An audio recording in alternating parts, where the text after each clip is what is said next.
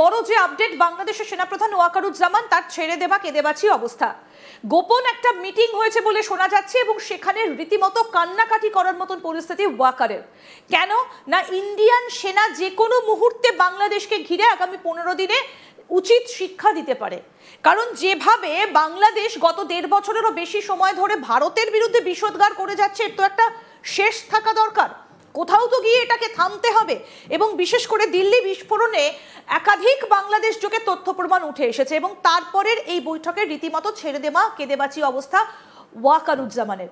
কিন্তু কেন ওয়াকার এই কথা বলছেন যে ইন্ডিয়ান আর্মি আমাদেরকে ঘিরে ফেলতে পারে এবং আগামী 15 দিনে ঠিক কি বিষয়টা উঠে আসছে, কি মিটিং হয়েছে, কি বক্তব্য তার, আমরা এই বিষয় নিয়ে কথা বলবো। কর্নেল দীপ্তাংশু চৌধুরী এই মুহূর্তে আমাদের সঙ্গে রয়েছেন স্টুডিওতে। কর্নেল চৌধুরী, আপনাকে স্বাগত জানাই আজ তাক বাংলায়। এই পুরো বিষয়টা একটু জানতে চাইবো যে কেন ওয়াকারের এই অবস্থা, কি বক্তব্য তার এখন? কারণ বাংলাদেশে 12 মাস হয়ে গেল, 13-14 মাস হয়ে গেল শেখ হাসিনা ছেড়েছে এবং আমরা জানি যে জঙ্গি সংগঠন আইএসআই, এমআইটি মানে তুরস্কর intelligence agency, Ansarullah Bangla team, Lashkare Taiba, Jaishe Mohammad ইতিমধ্যে তারা যে যা নিজের ক্যাম্প করেছে তার সঙ্গে সিআই তো নিশ্চিতভাবে আছে। তো মোটামুটি বাংলাদেশকে এখন আউটসোর্স করে দিয়েছে। বাংলাদেশে 18 কোটি মানুষ বলে আর বাংলাদেশ বলেই আর কিছু নেই, এটাকে কমপ্লিট আউটসোর্স করে দিয়েছে আইএসআই পাকিস্তানকে। তো ওই পূর্ব পাকিস্তান আমরা জানি না কতদিন আমরা এই বাংলাদেশ কোট আনকোট বলবো, নাকি আমাদের আবার পূর্ব পাকিস্তান বলতে হবে।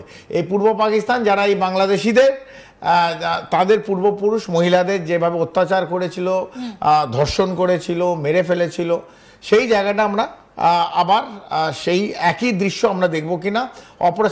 অপারেশন সার্চলাইট, যে বাংলাদেশে যারা যারা যুবকরা দেখছে, আজকে যুবক যুবতীরা দেখছে আমাদের এই কথা, আপনারা হয়তো ভুলে গেছেন, ইতিহাস জানেন না, গুগল করবেন না অপারেশন সার্চলাইট। আপনাদের পূর্বপুরুষদের এই পাকিস্তানিরা, পূর্ব পাকিস্তান তখন নাম ছিল, কিভাবে আপনার পূর্বপুরুষ মা বোনেদের অত্যাচার করেছে এবং তাদের এই মোহাম্মদ ইউনিস যারা প্যারাট্রুপ করে এসছে আবার রেড কার্পেট দিয়ে তাদের বাংলাদেশে আবার আহ্বান করেছে।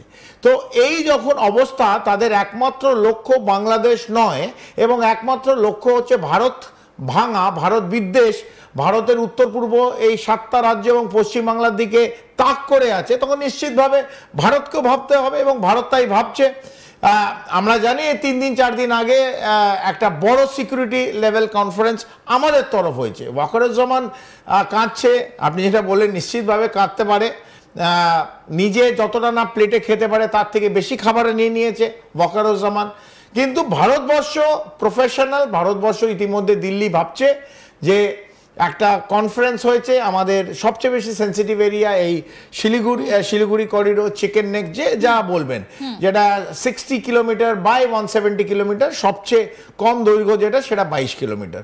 তো সেইটার জন্য আমাদের বিভিন্নভাবে ট্রেনিং হচ্ছে, আমাদের ওখানে কোর হেডকোয়ার্টার আছে, আমাদের এই বললাম 3 দিন আগে বিভিন্ন agencies, BSF, SSB, ITBP, Indian army, agencies in IB, research analysis doing raw, different state police, তাদের ইন্টেলিজেন্স এজেন্সি সবাই মিলে একত্রিতভাবে এই জায়গায় কিন্তু শিলিগুড়িতে একটা মিটিং এই 3 দিন আগে হয়েছে।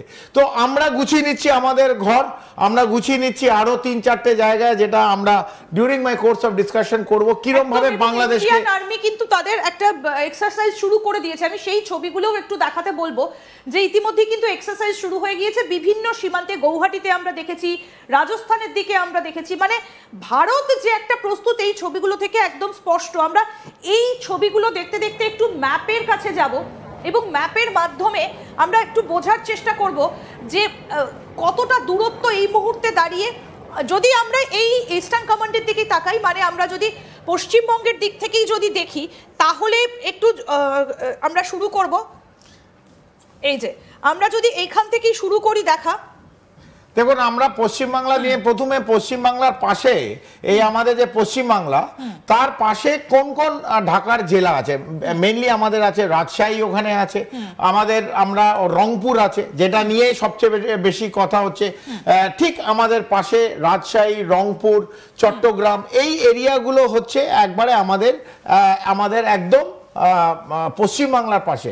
তো পশ্চিমবাংলার পাশে যে এরিয়াগুলো আমাদের আছে সেগুলো নিয়েই আমাদের বেশি চিন্তাধারা, কারণ বাংলাদেশ পশ্চিমবাংলাকে একটা ট্রানজিট এরিয়া ভাবে নিচ্ছে। এবং আমরা যে ওরা যেটা ভাবছে যে রংপুর, এই বিশেষ করে রংপুর এলাকাটায় ওরা এটাকে ঘিরে দেওয়ার চেষ্টা করছে, ওরা এটাকে ঘিরে দেওয়ার চেষ্টা করছে রংপুরে। ওইখানে একটা লালমনিরহাট বলে একটা যে জায়গা আছে, নিশ্চিতভাবে সবাই জানে, ওখানে একটা বড় এয়ারফোর্স বেস বাংলাদেশে করার ট্রাই করছে। সেখানে চীনকে ডেকেছে, সেখানে পাকিস্তানকে ডেকেছে, এই বিভিন্ন লোকদের, এই বিভিন্ন এক্সটার্নাল এজেন্সিদের ডাকা হয়েছে। আমরা যেটা আপনি এখন একদম দেখাচ্ছেন, এই একবারে আমাদের পাশে এই এরিয়াগুলো আছে, যেখানে রাজশাহী, আমরা রাজশাহী এখানে দেখছেন।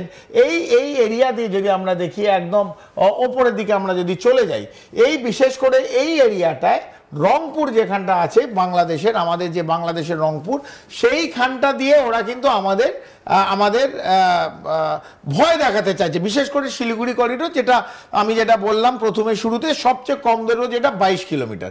কিন্তু ওরা জানে না যে রংপুর লালমনিরহাট ওদের যেখানটা আছে, আমরা কিন্তু কমপ্লিটলি সেই জায়গাটা ইতিমধ্যে ঘিরে দিয়েছি। ইতিমধ্যে আমরা কিন্তু রংপুরে পুরো কমপ্লিট ঘিরে দিয়েছি। আমাদের 3টে নতুন বেস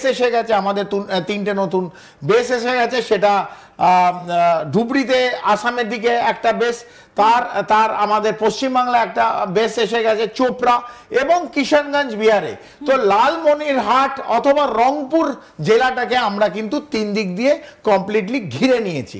এই যখন আমরা ঘিরে নিয়েছি, ওরা যা ইচ্ছে করতে পারে, কিন্তু ওরা জানে না এই 3টে যে গ্যারিজন আছে, এই 3টে গ্যারিজন কি করতে পারে। আমাদের কমিউনিকেশন নেটওয়ার্ক আছে ওখানে, আমাদের ওখানে প্যারা কমান্ডো স্পেশাল টিম রাখা হয়েছে। এই বিভিন্ন যখন আমরা এই কাজগুলো করে ফেলছি, এই পুরো জায়গাটা ঘিরে ফেলছি, এই যে ওরা যে হ্যাঙ্গার বানাবে, এই বিভিন্ন জায়গায় যে ওটা ভাবছে ওটা করবে, সেখানে যে কতভাবে ওরা করতে পারবে, সেটা কিন্তু একটা বড়। আমি একটু ম্যাপের মাধ্যমে একটু দেখানোর চেষ্টা করছি।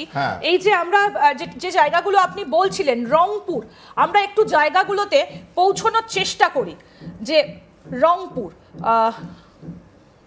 এখান থেকে আমাদের একদম শিলিগুড়ির পাশেই রংপুর, আমরা এখানে একটুখানি যাওয়ার চেষ্টা করছি। না, আপনাকে আরো ছোট করতে হবে, আপনাকে এদিকে শিলিগুড়ির পাশে আসতে হবে আপনাকে। আপনি এই যে রাজশাহীর এখানে দেখুন, রাজশাহী ঠিক উপরে, না আপনি নিচে আসুন। এই রাজশাহীর উপরে হচ্ছে রংপুর, ঠিক রাজশাহী হচ্ছে রংপুর। হ্যাঁ, তো আপনি এই জায়গাটা আপনাকে দেখাতে হবে। যখন দেখাচ্ছেন, এইটা হচ্ছে রংপুর। এই রংপুরটা নিয়েই পুরো, এখানে লালমনিরহাট রংপুর নিয়েই পুরো এদের কথা, তো সেই জায়গাটা আমরা যদি এই রংপুরটা দেখাতে পারি। এবার আমি ডিসটেন্সটা যদি মাপার চেষ্টা করি, আপনি রংপুর থেকে আপনি প্রথমে নিয়ে নিন